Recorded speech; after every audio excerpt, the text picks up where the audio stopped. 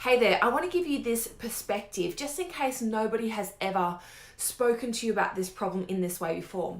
And something that really concerns me and actually really fires me up is when a woman comes to me and tells me, hey, listen, my doctor has told me my weight is really getting out of hand and out of control and I should consider bariatric surgery. And in this video, I really want to drive home to you that yes, you can get significant weight loss results. Yes, they can be lasting. You can do it without cutting out part of your stomach, even if you've been trying to solve this problem for years, if not decades, even if you seem to have tried everything and nothing seems to have lasted. And so what really frustrates me is that excess weight or obesity looks like on the surface a problem with overeating, when actually it's just a symptom of an underlying condition. So once you understand that, you know that just with a few questions or a little bit more information, you can start to look at what maybe is the root cause of what's going on here. And so with this particular woman, I asked her, so what's been happening? And she'd put on 15 kilos in the past 18 months, right? And no matter how much she was trying to motivate herself to exercise and she was really trying to eat healthily, her doctor said, well, look, it's not working, so you obviously need to do something drastic. But I said, hang on, let's just take a step back. What has happened in the last 18 months that may have caused this excess weight? And she said, well, I run a business and my manager quit and I haven't been able to replace them. So I've been doing the job of two people and I've been running a household and I've been trying to do 2 hours of exercise a day to try and lose this weight and been failing miserably. And so the number one thing that screams at me there is that stress. Stress is the underlying cause of this excess weight. Now let's have a look at what she was eating. And absolutely you can see with irregular eating, with up and down blood sugar, with eating lots at night, with having midnight snacking, it's such a classic representation of why obesity is actually the malnourishment of the Western world. Normally you think of malnourishment as children in Africa with distended bellies, this is the malnourishment epidemic of the Western world.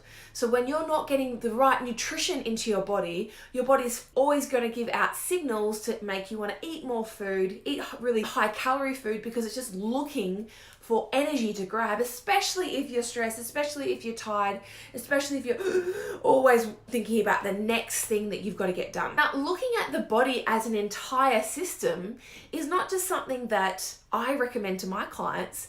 Any holistic doctor, any integrative nutritionist, any personal trainer who's conscious and has done some mindset work will tell you that when you treat the body as a whole, that's when you can actually address these underlying issues that create the overeating in the first place. But often this advice doesn't get through to people who've really been struggling with their weight for a long time. For some of the clients that I've worked with, their first diet they got put on was at the age of 4. Sometimes it's as early as 10.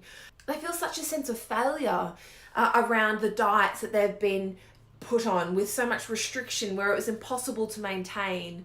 They feel such a sense of shame in their body that they really start to equate eating healthy as some kind of magical unicorn that's really hard to maintain, that's really unenjoyable, and the results that come from that never ever seem to last. The second biggest problem from people who've had a lifetime of experience and failure with diets is that food becomes a real frenemy, right?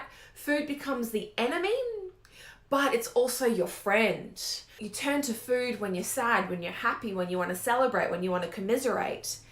But then also, food becomes the fixation, the obsession that you're not allowed to give to yourself. So the concept of nourishing your body and fueling it to the point of satiety and satisfaction is super counterintuitive. And so it just feels like I've got to punish myself in order to be healthy. And it just feels like there's this polarity that will never ever last. And the third biggest problem is that when you have had a lifetime of these experiences, your self-confidence has taken such a beating that it feels like you're less than a person. It feels like you're not good enough. It feels like you're undeserving of living your birthright in a healthy body, in a comfortable weight, and being truly confident in your skin. It just feels like this thing that is for other people. It's not something that you're ever going to create and achieve. And that really breaks my heart, because all of those problems cannot be fixed by cutting out part of your stomach. So you really need to look at the 4 planes of manifestation. You do need to look at the physical. What it is that you're eating? How can you nourish yourself? How can you heal your gut so that you don't have this chronic inflammation happening? Then looking at your emotions, improving your emotional intelligence, improving the strategies that you use to deal with your emotions so that you're creating better responses to stress than just relying on caffeine and sugar and wine to get you through the day. Then it's about the mental capacity, your mental wellness. And if you're constantly doing things for everybody else, feeling guilty when you put yourself first, that is going to be a massive hurdle to ever giving yourself the peace and the calm and the balance and the investment of time that you require for you to be a healthy, balanced person. And then lastly, but actually most importantly, is your spiritual wellness. So your ability just to be present in your body, to be connected with who you really are. If you're always putting everybody else first and all their needs first, then that famine of the soul, that hungry heart, will never ever be sated. And she will constantly be looking for the next thing that she can eat to fill her up. But that void can never be filled with food or wine or coffee or cake. And the thing is, you can get bariatric surgery, you can lose a bunch of weight really rapidly, but you might have a slimmer body, but you still have all these different versions of famine happening, right? So you're not going to have the nutritional real estate in your stomach to be able to heal those gut issues. So you're really going to limit your capacity to feel vital and energized and totally alive. There are going to be health implications from the surgery itself, health implications going forward, because you can only eat half a cup of food. It's going to be difficult to really create the energy to drive yourself forward and really be a healthy, fit person. And it'll be difficult to build the muscle that will create a lean, toned physique, because you just actually can't consume the nutrition to be able to build the muscle in the first place. And so even when you do decide to get bariatric surgery, then you actually have to go on a strict diet to get ready for it, to drop weight in order to be a candidate for it.